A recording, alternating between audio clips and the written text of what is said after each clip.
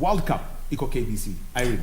Right, so Home, before we get to the sports news, we'll be getting the news making headlines not only locally but also across the borders. As Home says, let's interact on all our social media platforms at KBC Channel 1 World Cup Eco KBC. On sign language interpretation, we have Lucy Laura.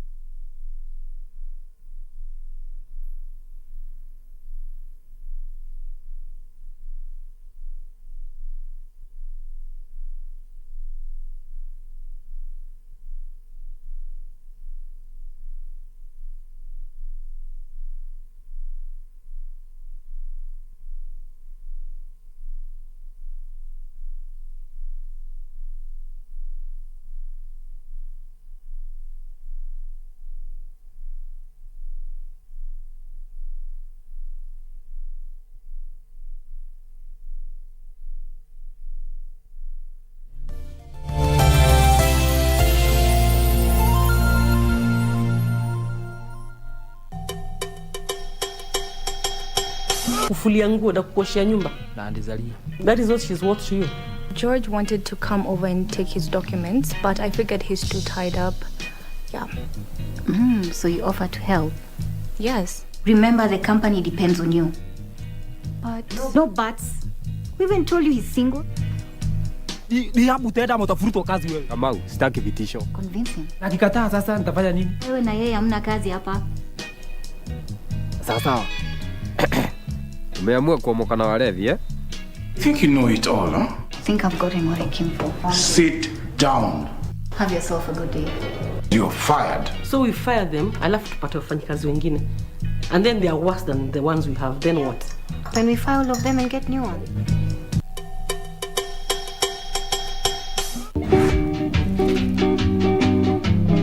Alikuwa anapeleka watu World Cup. Nikashangaa, pia mimi naweza enda. Akaniambia kila mtu anaweza enda. Alaba na ulimi.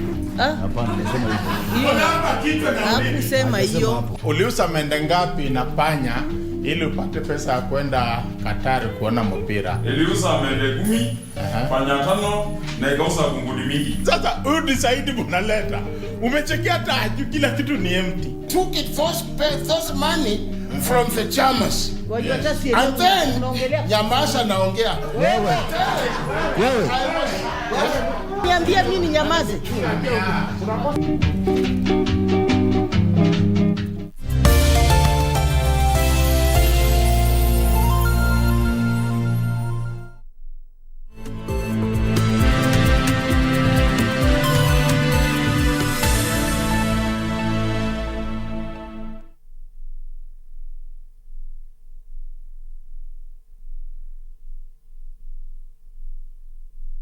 Once again, a very warm welcome to this broadcast. Our apologies for that technical hitch.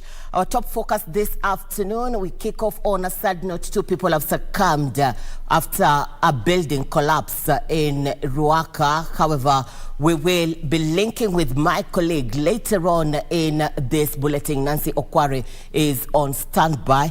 But for now, Rift Valley Regional Commissioner Malim Mohammed has launched a one-day rapid response initiative to get rid of counterfeit alcoholic drinks and narcotic substances in the region. According to Malim, the program seeks to enforce compliance with national standards and other regulations. The multi-agency operation, which takes effect immediately, will be extended to bars licensed by county governments and high-end wholesale and retail outlets. Authorities say the counterfeiters are also targeting expensive alcohol brands in the market. Rift Valley Regional Commissioner Malim Mohammed says they are out to rid the country of illicit and counterfeit alcohol drinks and educate the public on their disadvantages. Kuona ya kuwa tumeanzisha vita kali dhidi ya hayo mambo. Kwa sababu ikiwa hatutamalizana na hii mambo, tutakuwa tumepoteza generation, tumepoteza vijana, the productive youth in our country. Malim indicated that some of these illegal businesses further drive other forms of crime such as money laundering, drug trafficking and terrorism. Hiyo lazima tuhusishe watu kama KEBS, watu kama KRA, kwa sababu wale wafanyabiashara walaghai huwa wanatumia mbinu tofauti. Uwezi ukajua hata za zingine ni gani genuine na ni gani fake. He sounded a warning to drug dealers in Rift Valley, saying they would be rounded up and prosecuted in the fresh crackdown by the government. Hayo mambo, hiyo biashara ifike kikomo, kwa sababu ikiwa utapatikana, na kuna njia nyingi ya kupatikana wewe kama utahusika na mambo ya kuchukua rushwa, kuendelea na biashara haramu kama hii ambayo inaendelea kumaliza generations, vijana wetu, basi hatua za kinidhamu lazima zitachukuliwa. Pauline Nasimio for Lunchtime News. We now cross over to Ruaka in the county of Kiambu, where 2 people have succumbed to injuries after a building collapse. Nancy Okware is on standby. Okware, good afternoon. Give us the latest from your end.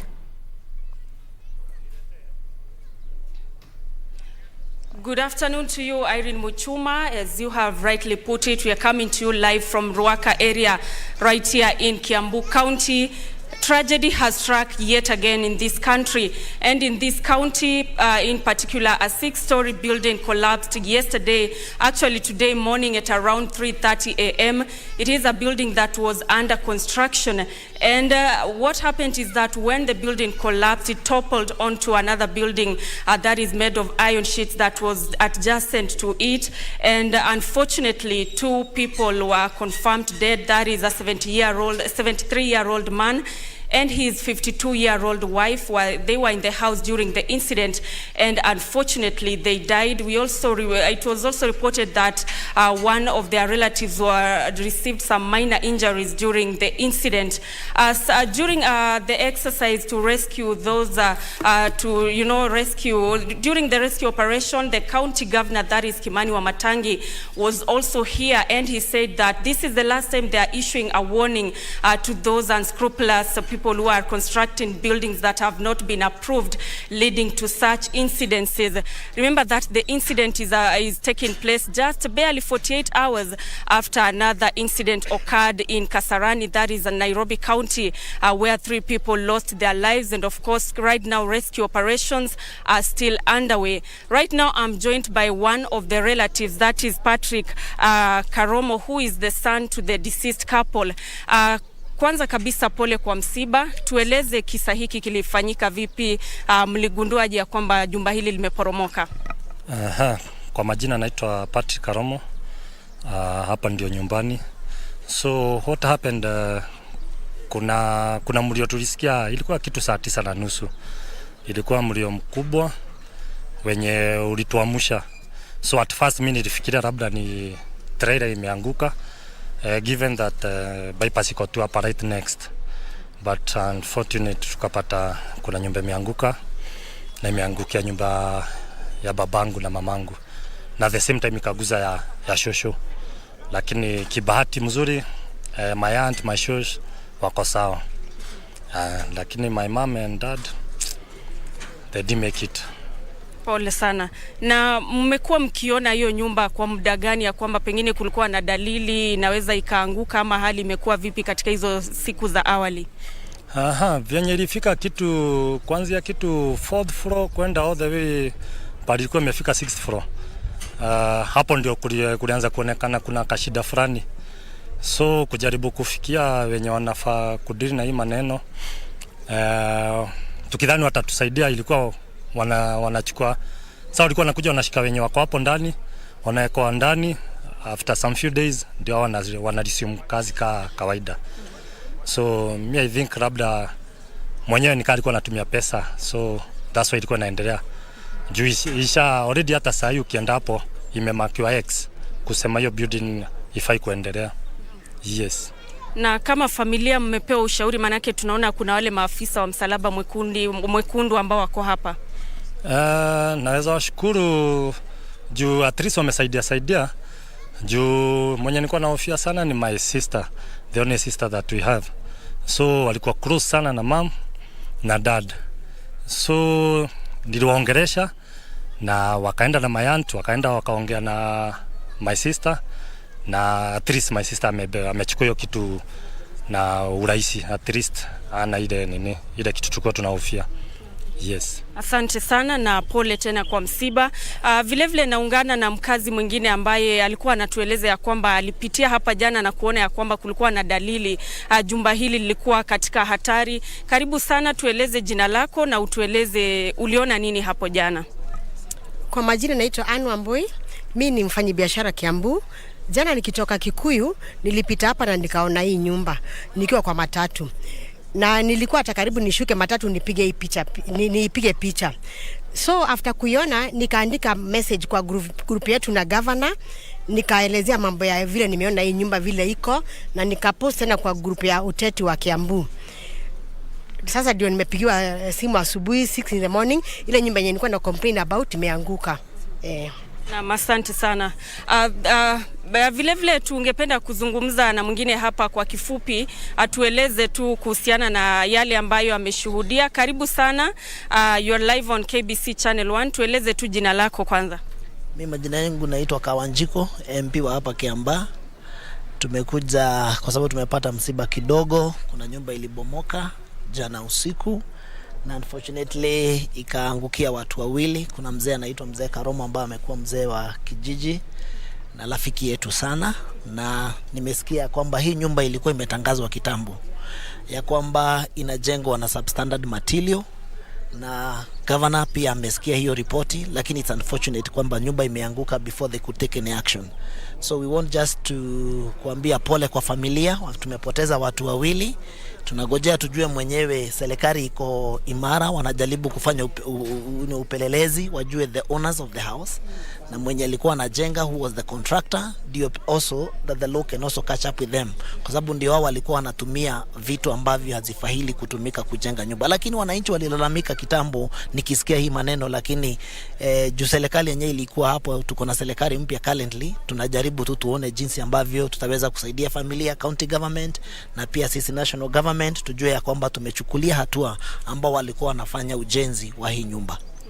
Asante sana. Well, that has been the area member of parliament, and of course we've spoken to a number of area residents, and they are saying that despite a number of warnings that have been issued, the contractor kept on constructing this building, and later on it has led to that disaster that occurred today early in the morning, claiming 2 lives. We are going to be actually keeping tabs on what is happening here, but the rescue operations are complete. What is happening is that they are just trying to bring down the building and of course take a number of samples for further investigations. But for now, it's back to you, Irene Muchuma, in studio. Thank you, Okware. An unfortunate incident there. Nancy Okware reporting live from the county of Kiambu. Still in the county of Kiambu, the member for Kamenu ward in Kiambu County Assembly, Peter Mburu, has drafted a bill that seeks to have wards with a high population get the lion's share of revenue allocation. The MCA regretted that the revenue allocation does not take into account the population density in wards. Basari kule Kiambu County tunazigawa equally kwa usawasawa amongst the 60 wards. kila ward inapewa beneficiaries 400. Kwa hakika mimi kama mwakilishi wa Kameno niko na 55,000 voters. Ile ward ndogo huko Kiambu iko na voters 10,000. Kwa hakika mimi ukinipa basari zinatoshana na hawa wengine, mimi watu wangu wa Kameno hawatafikiwa na huduma bora ya Kiambu County. Na ndiposa mimi nimewaomba wabunge wenzangu wakubali kuniunga mkono, ndio tulete usawa katika ugamvi wa hii mali ya rasilimali ama hii keki ya Kiambu County. Row has erupted among traders at the Ruiru market in Kiambu County over representation and operation in the market. A section of traders is accusing their colleagues of colluding with the county government to allocate themselves prime sections. The dispute pitting two rival groups boiled over, and the traders closed the facility and poured out into the streets where they lit bonfires. Some of the traders disputed the criteria used in picking their representatives. Soko tulijengewa soko hii mpya na ile ingine ikajengewa pia tukawekwa mabati.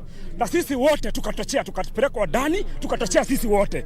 Hakukuwa na watu wa nje, hakukuwa na mashako, lakini tutochea huku ndani. Inakuaje sasa watu wasitochee ndani na tulikuwa tumetoshea ndani? Hatujakataa kuuzia. Juu hii hata saa hii mkienda huko ndani kuna space. Hawa watu wa nje wametoka ndani wameenda huko nje. Sisi tutauzia nani? Na kuuliza gavana wetu kwa roho nzuri, kwa unyenyekevu, utuonyeshe soko. Utupe soko. Utupe soko.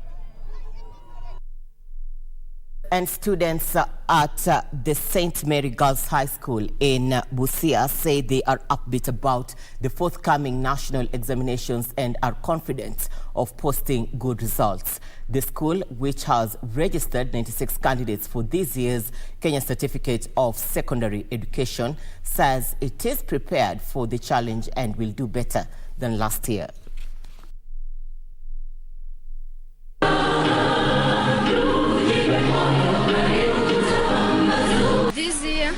We are promising to give better results compared to last because we are the super strikers of this school and the champion of 2022. My message to them is that they should remain calm, they should have focus, and they should not panic. The KCSE exams are just the same as other exams they are doing in school, so they should keep that attitude. They should remain firm and have courage to themselves. This is a historical year in St. Mary's and Kura Girls because we are presenting 96 candidates, a candidate class that has never been there. And for the last 2 years, since Corona, we had the mean of 4.5. Then we moved 2021 to the mean of 5.1.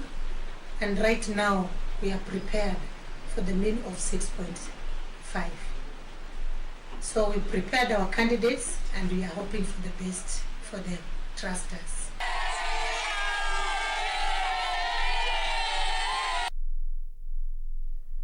Livestock farmers in the county of Turkana will benefit from a donation of 8,400 bags of livestock feed from the government in a bid to avert further loss of animals to drought. Residents of Lopuski and Namon villages also received relief food from the county government in the area. Speaking while flagging off the feeds into Turkana, the County Commissioner Jacob Ouma, accompanied by the County National Drought Management Coordinator Abdikader Jilo, thanked the European Union for its contribution and the government through the National Drought Management Authority for coming to the rescue of needy households amid the bane of drought. NDMA imekuwa pia ikishughulika na kupeana mafuta ya diesel katika boreholes zetu, strategic boreholes 10 ambazo tuko nazo, na hali kadhalika pia kufadhili mambo ya ukarabati, that is repairs and maintenance, katika zile strategic boreholes. In Lopur Ward, Turkana Governor Jeremiah Lomurukai led a food relief distribution exercise to over 300 households from Lopuski and Namon villages. The governor acknowledged the severity of the drought situation, saying the county was in the process of procuring additional relief food to benefit residents in dire need of it. Mbali na mambo haya ya lishe kwa mifugo, unajua Mheshimiwa Rais alikuwa hapa juzi, aliweza kupeana chakula ambacho kimeweza kufika mashinani katika sub-county zetu zote 7 katika Turkana. Trevor Ngendo for Lunchtime News.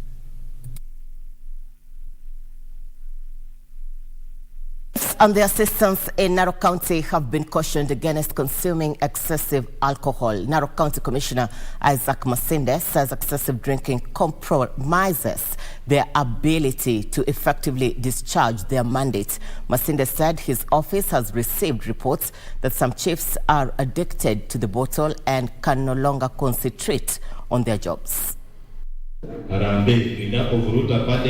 Speaking at the Narok Teachers Training College, County Commissioner Isaac Masinde read the Riots Act to chiefs and their assistants over binge drinking. Kuna so many areas, kuna watu wameanza hawking wine and spirits. This one must be brought to an end. All alcohol must be sold in a licensed place. Na tuko na liquor committee at the sub-county level, chaired by the sub-county administrator, the sub-county security team and members. Masinde urged the chiefs to protect their dignity and standing in society and discharge their mandate as required by law. We want to see you mukifunga hizo areas zenye hazijakuwa licensed kuuza pombe. We want to see you taking those wenye wanafanya hiyo kazi haramu kotini. He also directed the chiefs to carry out an impromptu crackdown on illicit brew dens and close clubs operating without licenses. He called on the chiefs and their assistants to hold public meetings at least twice a month so as to have a chance to interact with the residents. Drought mitigation efforts in Samburu County have received a boost of 9.1 million shillings from the Northern Rangelands Trust, NRT. Samburu County Governor Lati Lelelit lauded the gesture, saying it will help cushion needy residents from the ravaging drought.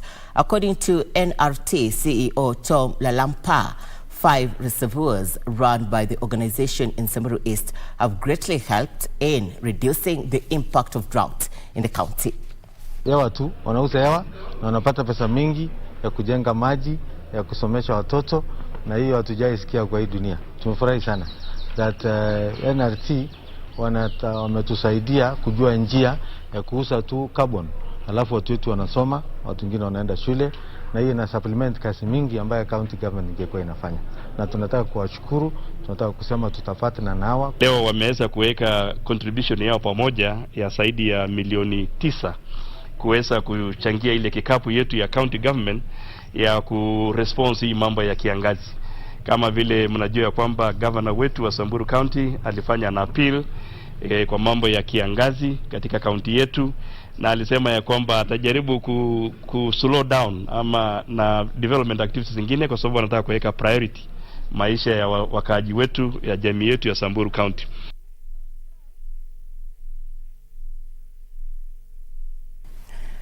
All right, thank you for keeping it KBC Channel 1. We're watching the Lunchtime News World Cup Eco KBC. We are taking a breather. See you on the other side with more news making headlines in the world of sports and business.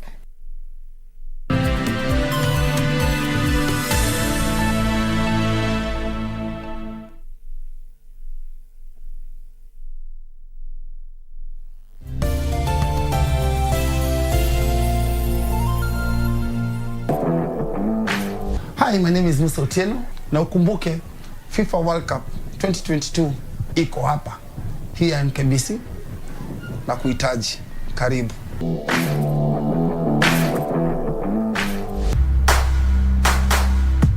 Purpose of a trip to America. Why are you here? To attend a wedding.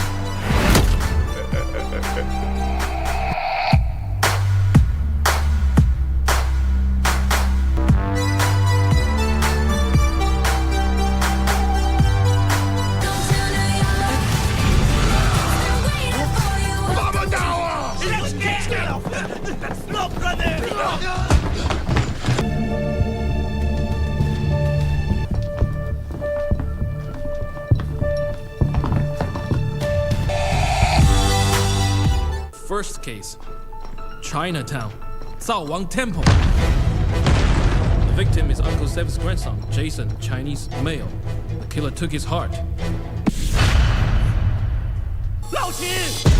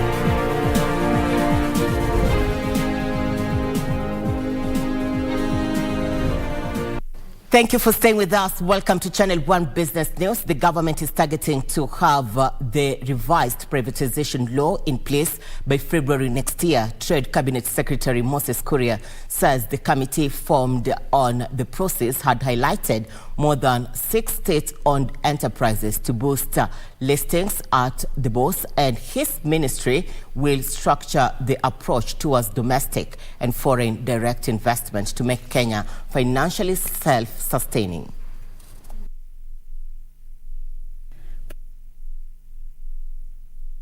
Need to increase trading at the Nairobi Securities Exchange and tasked a committee from the National Treasury and the Trade Ministry to review the Privatization Act to encompass public entities. We've just agreed with the Secretary of the President that before we break for Christmas, he will go back to the NSC, this time to ring the bell for the first ever asset-backed security that is going to be listed at the NSC. Trade Cabinet Secretary Moses Kuria says the task force had concluded on the new policies that have been presented to the Attorney General's office. He is optimistic that the new law will come into effect within the first 3 months of next year. I want to challenge the CFA society to ensure that you also put your act in order. I want to ask our fund managers, our pension managers, to really also reciprocate this government gesture by allowing the funds that you manage to look beyond treasury bonds and treasury bills. Technology has become central in everything that we do.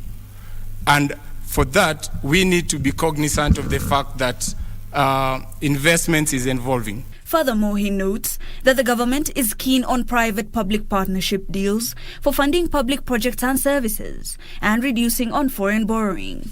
If you are looking to give money to government, and then the government is supposed to take that money into housing, or into water, or into energy, we are saying thank you very much. They say the fear of a recession and rising inflation are threats to Kenya's liquidity, which could be boosted for improved trading. To become a hub for global investing, and how best to improve liquidity across the East African markets. Hibak Said for Lunchtime News. Cooperative Bank Group has reported 17.1 billion shillings in pre-tax profit during the first 9 months of this year, representing a 47.4% year-on-year increase.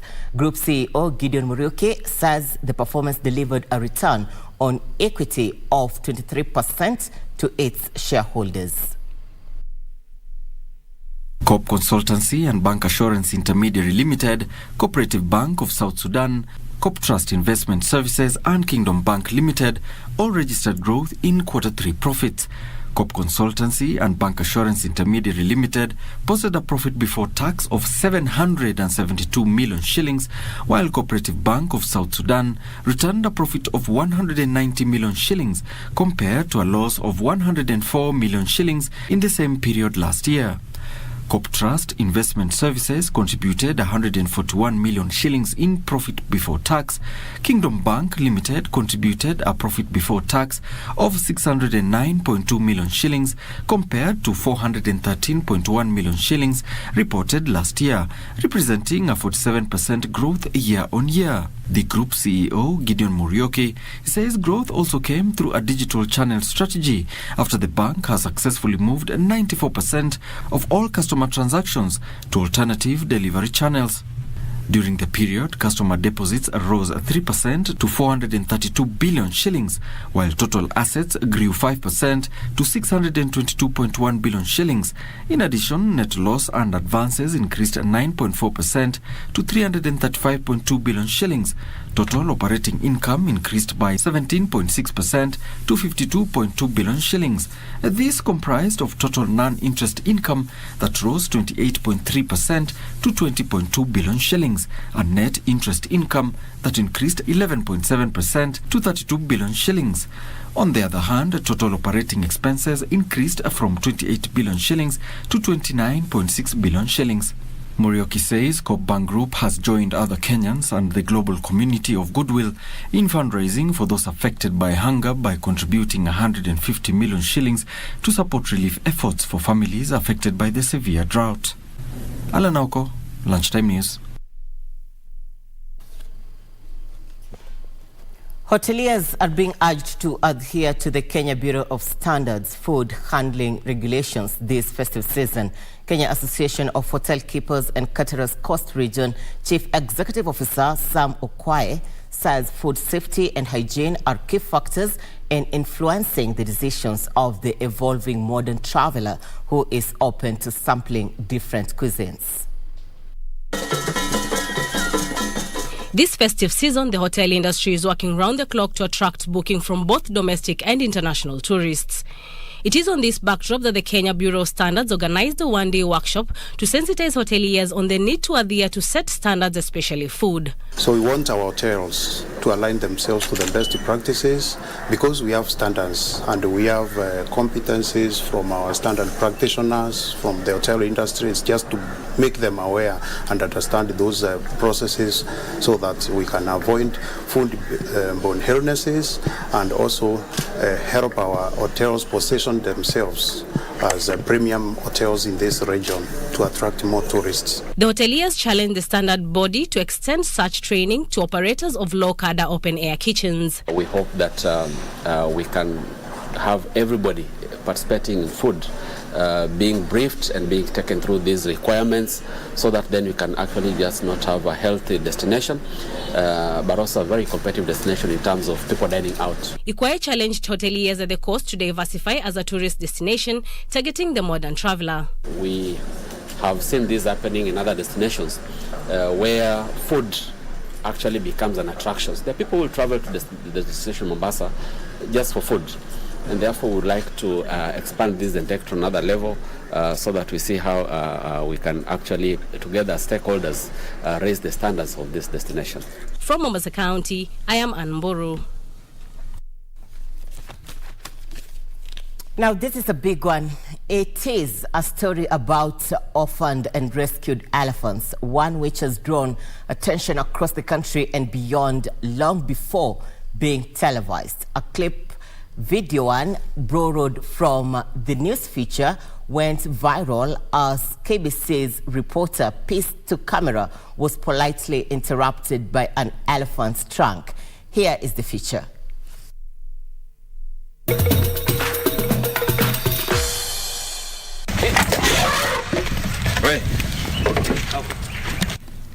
Just like you and I, they too have got names. Welcome to a special home for the elephants. Not an ordinary home for ordinary jumbos.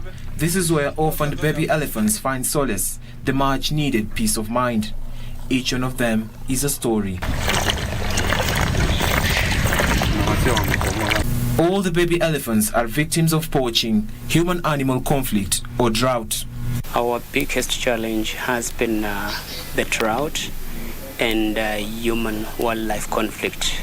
They go in a line because animals out there, they are suffering from drought.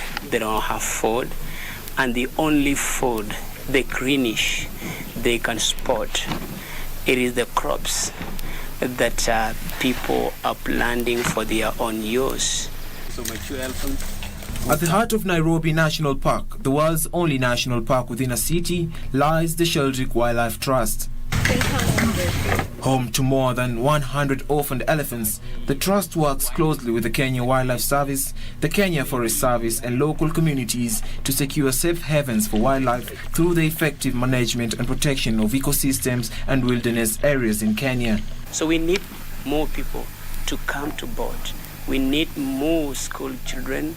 We need more organization, because at the end we also need funding. Without funds, the animals cannot survive. They need milk. The milk is not manufactured here in Kenya.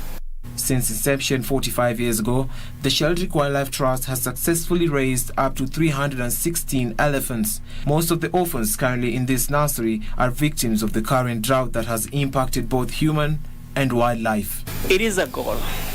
It is nature. You have to have that big heart, because it's not an easy job. You have to give in your life. It's a life-giving job. We go out there to rescue them from the wild. Some of them, they are in a very devastating manner, conditions. Some are good as dead. And we will want them all to survive. But not all that we bring in will survive. Some of them have already given up on life. And you will imagine you're wasting all your time to go out there to go rescue them with an intention of giving them a second chance to survive. Founded in 1977 by the late Dame Daphne Sheldrick, wife to the late David Sheldrick, this trust fund is currently run by their daughter Angela, who took over from her mother. When you raise an elephant, and you know that elephant's going to be living wild probably 50, 60, 70 years, you have to see the big picture. It's no good just raising the elephant and tipping it back into the wild without doing your best to keep it and its wild friends safe in the natural habitat that it's going to be living in. The name given to each elephant depends on the state they were found, location and character. When the elephants or the orphans comes to the nursery, it depends on the condition, body condition. Some of them will come in when they're still strong, and they will always behave or react like any other wild elephant out there. Such elephants, it depends on their personalities. Some are so quick to forgive, some are so quick to forget what happened to them. Some have encountered rowdy human beings. They have even wounds, they are nursing wounds, spear wounds, that was inflicted by these human beings. They all live in individual enclosures with individual caretaker who rotate and switch enclosures to avoid the animal building an attachment to individual caretakers. Since elephants are not solitary creatures, they need the caretakers to literally sleep with them under the same roof overnight. After the elephants are taken care of and are of age, they are usually transferred to the Savo East National Park and Kibwezi Reintegration Units, where they currently have over 100 elephants and more than 30 in the nursery who are still milk dependent. For the orphans, will always be fed on a very special baby human formula at allowance of after every 3 hours around the clock, 24/7. When Daphne started the organization, she however faced challenges with the feeding program for the orphaned elephants. Elephant milk has very low fat content, but she however perfected the milk formula and necessary husbandry for infant milk dependent elephants, discovering that coconut oil was the nearest substitute for the fat in the elephant milk. This was done after a very long 28 years of trials and errors, and since she came up with this formula, so many of these orphans have survived and gone back into the wild. The Sheldrick Wildlife Trust runs solely through charitable donations and adoption programs where Goodwill, Well Wishers and other organizations help in funding the project. Just like humans, elephants are family-oriented and they live in groups, and leaving elephants in solitary confinement can lead to stress for the elephants. Over 40 years, the former orphans of the Trust's rehabilitation program have given birth to more than 25 wild-born babies. The current drought in Kenya has resulted in the death of 205 elephants. It is said charity begins at home, and for these young orphaned elephants, this charitable foundation is what they call home. It is the place where they discover and are taught life's lessons, experience love and grapple with loss. And even for millions of other species, home hangs in the balance. Human actions are destroying habitats, decimating our entire ecosystem and disrupting the circle of life. And with the rise in drought cases, it is up to us to be guardians of our own natural world, save our wild species, and provide a home. For not only our elephants, but for all creatures who have lost their own. It is not a mission of a moment, but of generations, and that is why organizations like the David Sheldrick Wildlife Trust is working hard to face today's threats and prepare for tomorrow's challenges. It is a monumental task, an exercise of perseverance, a labor of love, and most of all, to preserve the place where all things began. After all that life has is just one home. Reporting for KBC Channel 1, I'm Alvin Kaunda.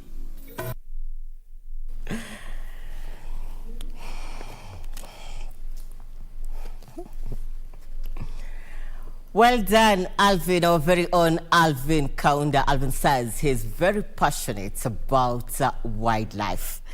Now, on business news, but across the borders, Nigeria has approved construction of a 1,650 megawatt hydropower plant at a cost of $3 billion, making it one of the single biggest power projects in the country.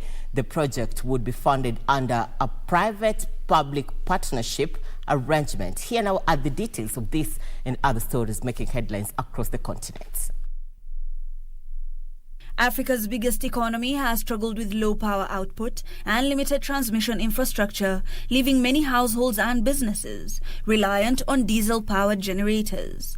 The Nigerian government has pledged to offer a grant of $1.3 billion to China-funded Zungeru hydropower that will come on stream in the first quarter of next year.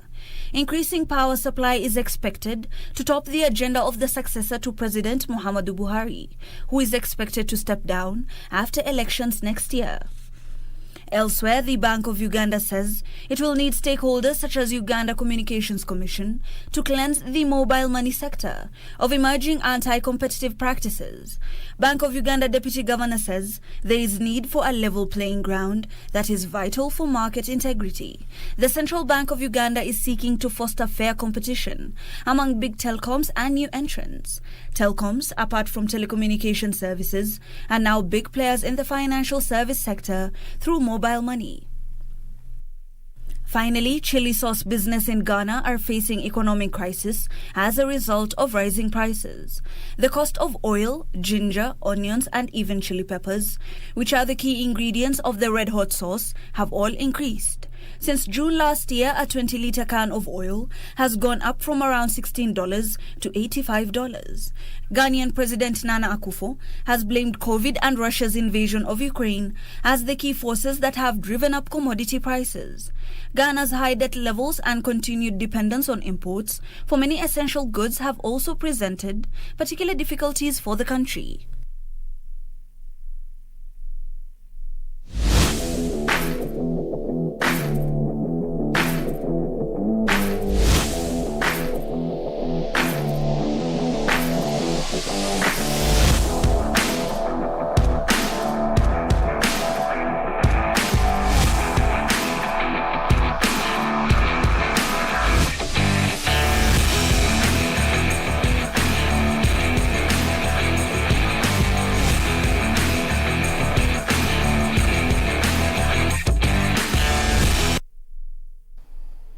All right, time for Channel 1 Sports. Daniel Wahome is on set. Wahome, let's play. All right. So, thanks, Irene. So, it's World Cup season and time for us to give you all the stories from the world of sport. And Werder Bremen striker Füllkrug scored the only goal as Germany narrowly beat Oman in a pre-World Cup friendly match. Elsewhere, Poland beat Chile 1-0 before they start their World Cup campaign. For his debut, but it's Oman who might have the first chance here. The Germany national soccer team beefed up their preparations for this month's FIFA World Cup finals with a 1-0 win over Oman at the Sultan Cabo Sports Complex. Into the 80th minute, no breakthrough as yet, as Havertz slips it through for Fulkrug, and that's 1-0. At the Prince Faisal Stadium, Andre Kramaric scored a late goal as 2018 World Cup finalists Croatia beat Saudi Arabia 1-0. In today's friendly matches, Portugal play Nigeria as Jordan take on Spain. And with only 3 days left before the 2022 FIFA World Cup in Qatar, our focus today is on player profiles, and let's talk about Croatian international Luka Modric. The 37-year-old Real Madrid midfielder led Croatia to the final of the 2018 edition and was named the Ballon d'Or winner the same year.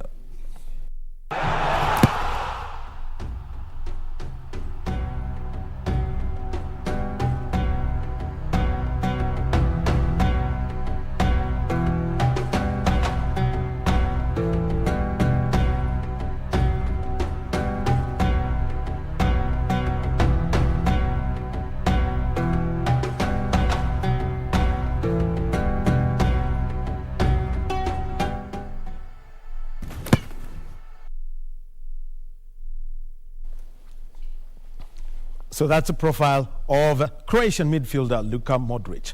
Well, time for us now to take a look at some of the facts around the nations that will be participating in this year's World Cup. And let's start with England, champions in 1966, and they're participating in their 16th FIFA World Cup. And it will be their 7th successive appearance. At Russia 2018, they recorded their best finish in the tournament for 28 years when they reached the semi-finals, and eventually they finished in 4th place. So remember, England, they will be playing their first match on Monday, and they will be playing against Iran. 4 p.m. is the kickoff time for that match. Let's now take a look at the next nation here.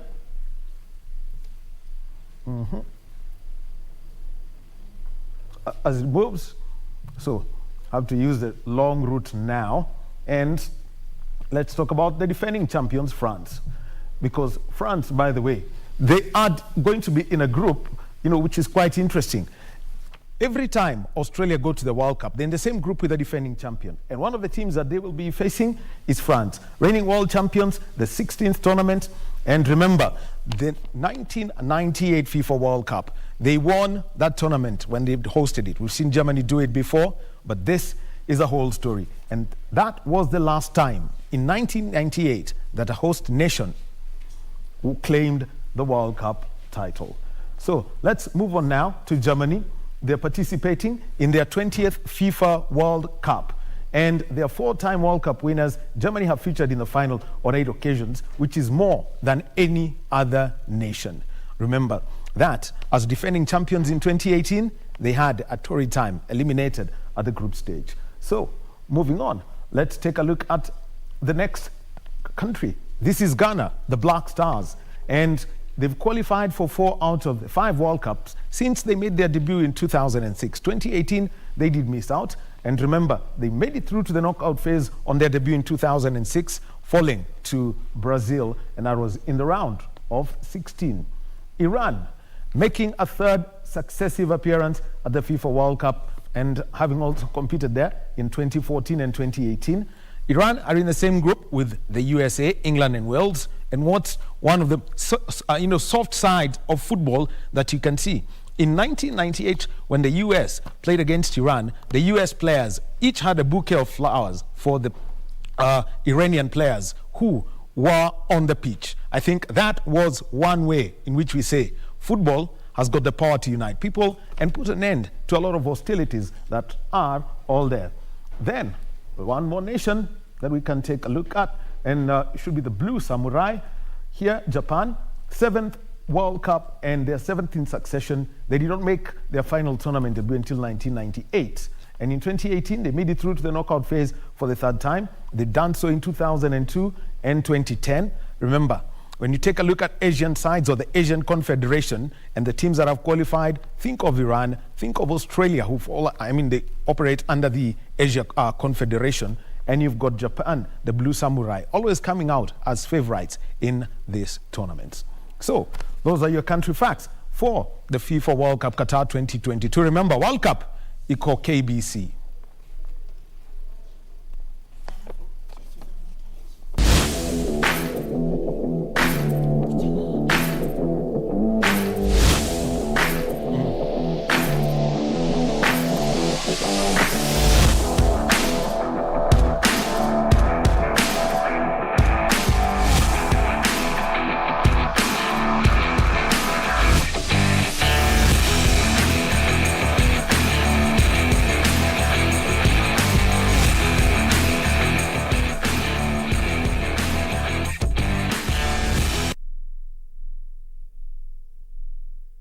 That marks the end of Channel 1 Lunchtime News. A quick recap. 2 people have succumbed from a building that collapsed in Ruaka, and members of parliament are this afternoon voting for nominees who were shortlisted from a list of 27 nominees which was put forward by political parties. And in sports, World Cup, iko KBC Wahome. Yes, and at 2 o'clock, the preview series of the FIFA World Cup Qatar 2022 continues. Remember, you can watch it at 7:30 p.m. every day on KBC Channel 1, runs till Saturday, and also the repeats at 2 p.m. And from tomorrow, Mambo ni Makuu. Look out for what's going to be happening around here. All right, World Cup iko KBC. My name is Irene Muchuma. My name is Daniel Wahome. Our sign language interpreter has been Lucy Maura. Good afternoon.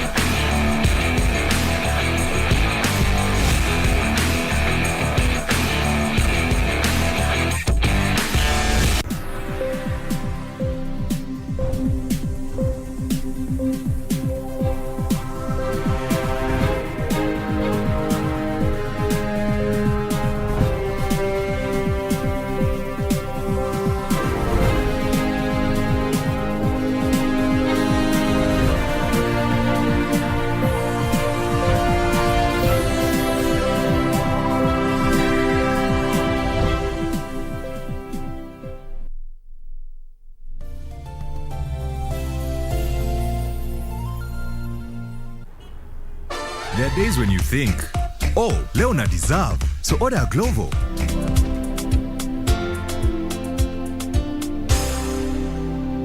Days when plans inachelewa.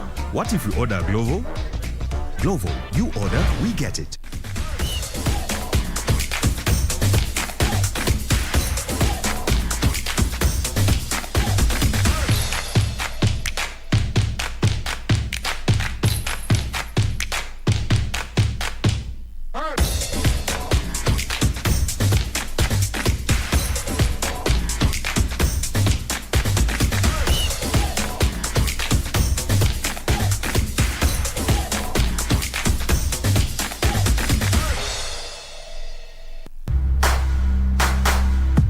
Purpose of a trip to America.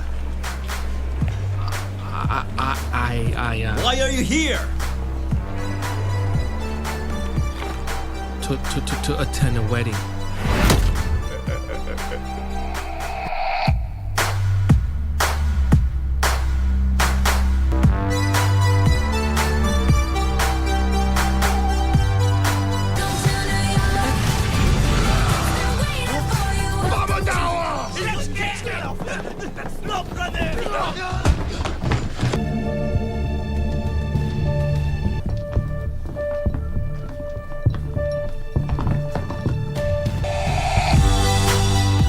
First case, Chinatown, Wang Temple. The victim is Uncle Seb's grandson, Jason, Chinese male.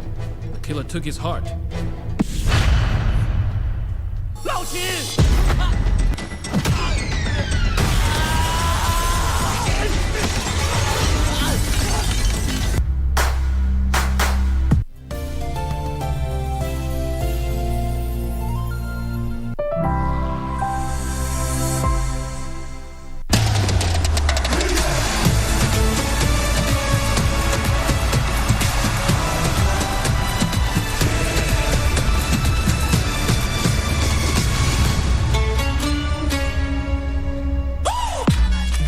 on the FIFA World Cup Qatar 2022 preview series. A team head into the tournament after an astounding turnaround in qualifying. We're with Costa Rica. But first, the Euro 2020 finalists looking to end 56 years of hurt. This is England.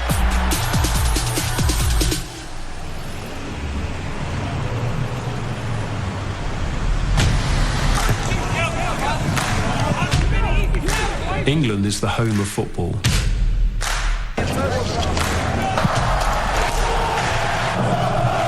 When you go to Wembley, you hear the fans singing "Football's Coming Home."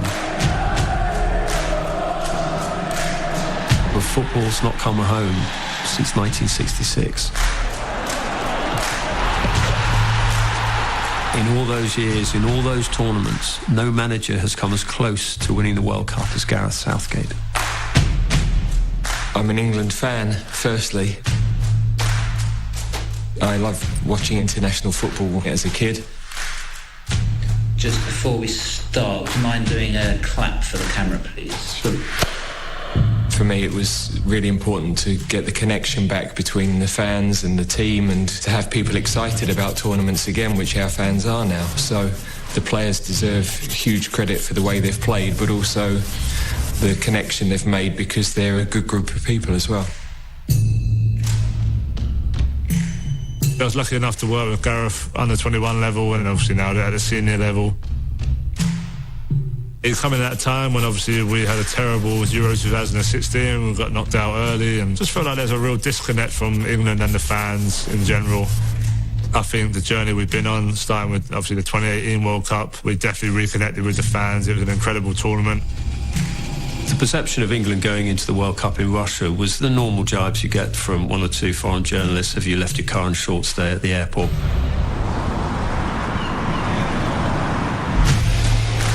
In Russia, we decided we needed to have a set way of playing that everybody understood to reduce the anxiety of the group. We'd been a team that had been anxious in big matches, and to really understand their jobs clearly was important.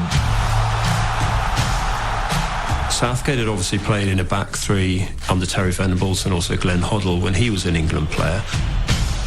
And so they decided to use Kyle Walker as the right-sided centre-back. And it was effectively a 3-5-2 formation, 3-5-1-1 at times, with sort of Kane and Sterling splitting occasionally. And it worked.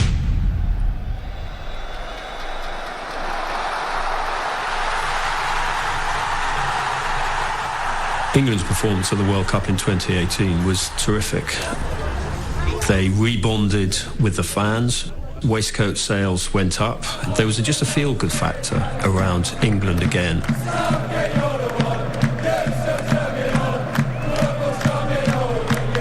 Previous disappointments, previous World Cups, all pretty much forgotten. And Southgate even had England winning penalty shootouts, which was remarkable. Eric Dyer places the ball on the spot. And England win on penalties. History in itself for this new team, new territory. 2018 and England reaching the semi-final was the best World Cup England have experienced going back to when they won it in '66. That legacy of that extraordinary moment, Bobby Moore lifting the World Cup, is imbued in Wembley, is imbued in fans. The legacy of past failures, England, penalties, the years of hurt.